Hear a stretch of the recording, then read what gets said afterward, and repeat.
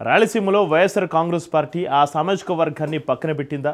ఆ సామాజిక వర్గం నేతలకు పార్టీలో సరైన ప్రాధాన్యం దక్కడం లేదా? గత ఎన్నికల్లో ఒక్కరికి కూడా ఆ వర్గానికి టికెట్ ఇవ్వలేదా?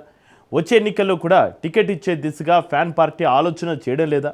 జనసేన అధినేతను బూచిగా చూపి వారిని దగ్గరికి తీసుకోవడం లేదా?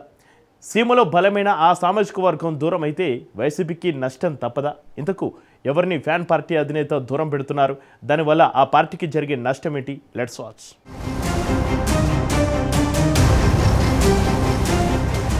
సోషల్ ఇంజనీరింగ్ పేరుతో జగన్మోహన్ రెడ్డి గత ఎన్నికల్లో అన్ని సామాజిక వర్గాలకు సమానమైన ప్రాధాన్యం ఇచ్చారు. జగన్ ఫార్ములా సక్సెస్ అయి ఉంటే మిగతా పార్టీలు కూడా దాన్ని అనుసరించే ఛాన్స్ ఉండేది.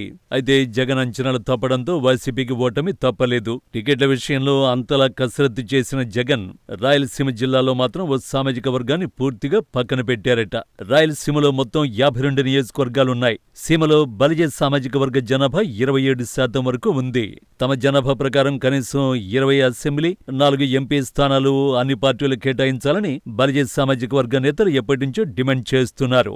ఇంతలా డిమాండ్లు ఒకవైపు వినిపిస్తున్న 52 నియోజకవర్గాల్లో ఒక్క సీటు కూడా గత ఎన్నికల్లో వైసీపీ ఆ సామాజిక వర్గానికి ఇవ్వలేదు. ఒక రాయలసీమలోనే కాదు, నెల్లూరు జిల్లాతో పాటు ప్రకాశం జిల్లా వరకు కూడా ఒక్క అభ్యర్థికి వైసీపీ అధిష్టానం సీటు కేటాయించలేదు. 2019 ఎన్నికల్లో వైసీపీకి రాయలసీమ మొదలు ఉమ్మడి ప్రకాశం వరకు 2 ఎమ్మెల్యేలున్నారు. అయితే గత ఎన్నికల్లో వైసీపీ 2 ఎమ్మెల్యేలు మద్దిశెట్టి వేణుగోపాల్, శ్రీనివాసులకు టికెట్ ఇవ్వలేదు జగన్. దీంతో శ్రీనివాసులు జనసేన పార్టీలో చేరి గత ఎన్నికల్లో తిరుపతి నుంచి ఆ పార్టీ ఎమ్మెల్యేగా గెలిచారు. వేణుగోపాల్ ప్రస్తుతానికి రాజకీయాలకు దూరంగా ఉంటున్నారు.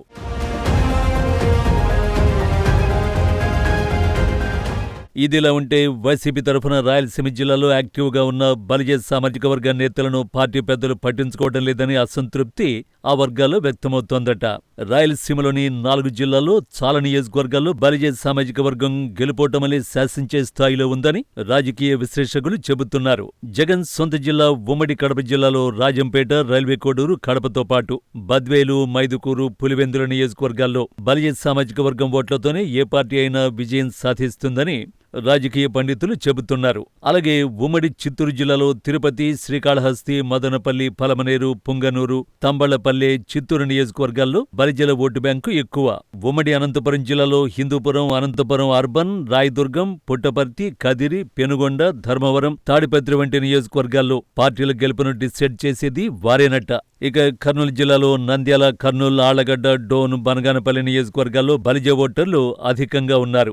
గతంలో చిరంజీవి పార్టీ ప్రజారాజ్యం ఆళ్లగడ్డ, బనగానపల్లి నియోజకవర్గాల్లో గెలవడానికి ఈ సామాజిక వర్గం ఓట్లు ప్రధానమని వైసీపీ నేతలు గుర్తు చేస్తున్నారు. కానీ వైసీపీలో మాత్రం ఆ సామాజిక వర్గం నేతలకు ప్రాధాన్యం దక్కడం లేదని అసంతృప్తి వ్యక్తమవుతోంది. గత ఎన్నికల్లో ఒక్కరికి టికెట్ ఇవ్వకపోగా మొదటి నుంచి పార్టీలో ఉన్న బలిజ సామాజిక వర్గానికి చెందిన నవీన్ నిశ్చల్ని ఇటీవలే పార్టీ నుంచి సస్పెండ్ చేశారని గుర్తు చేస్తున్నారు.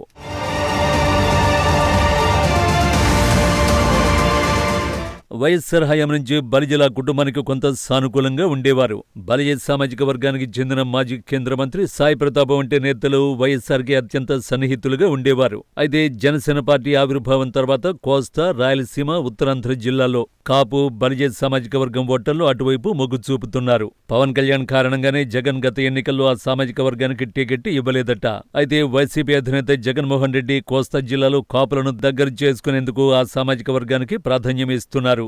జగన్ వారిని హక్కును చేర్చుకునే ప్రయత్నం చేస్తున్నా గత ఎన్నికల తర్వాత జగన్ కేబినెట్లో మంత్రులుగా పనిచేసిన నేతలతో పాటు మాజీ ఎమ్మెల్యేలు వైసీపీని వేడుతున్నారు. అదే సమయంలో రాయలసీమ జిల్లాలో ఉన్న బలిజ సామాజిక వర్గం నేతలకు పార్టీలో ప్రాధాన్యం దక్కడం లేదనే ప్రచారం జరుగుతోంది.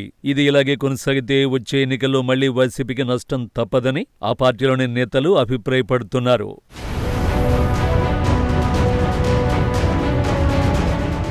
జగన్మోహన్ రెడ్డి ఇప్పటికైనా మిగిలిన సామాజిక వర్గాలతో పాటు రాయలసీమలోనూ 27% వరకు జనాభా ఉన్న బలిజలకు ఇంపార్టెన్స్ ఇవ్వాలని కోరుతున్నారు ఆ పార్టీ నేతలు. అలాగే వచ్చే ఎన్నికల్లో కొద్దిమందికైనా టికెట్ ఇవ్వాలని అభిప్రాయపడుతున్నారు. పవన్ కళ్యాణ్ ప్రధాన ఓటు బ్యాంక్ అయిన బలిజలను జగన్ తన వైపు తిప్పుకుంటే సీమ జిల్లాలో వైసీపీకి తిరుగుండదు అనేది ఆ పార్టీ నేతల అభిప్రాయం. రానున్న రోజుల్లో జగన్ వారికి ప్రయారిటీ ఇస్తారా లేదంటే పక్కన పెడతారా వేచి చూడాలంటున్నాయి పార్టీ వర్గాలు.